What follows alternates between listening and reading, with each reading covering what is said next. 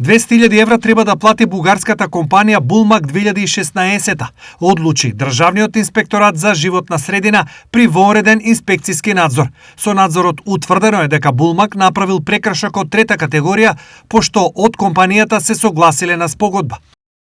На 14 март се случи инцидент поради пукање на цевка преку која се доведува технолошката вода од таложникот за јамски води до погонот флотоација која не содржи хемиски средства, бидејќи е истечна пред да дојде во погонот. Известија од рудникот. Предвидената прекршочна глоба во случајов за големи трговци како што е Булмак изнесува помеѓу 180 и 200.000 евра, за што министерот Изет Меджити изјави: Законот мора да се почитува, секој што ќе ја загрози животната средина ќе се соочи со санкции, без исклучок. Инспекциските контроли ќе продолжат со засилено темпо, а Министерството ќе инсистира на целосна транспарентност и одговорност. Ова е само еден од многуте чекори што ги превземаме за да обезбедиме чиста и безбедна околина за сите граѓани. Изјави Изет Меджити.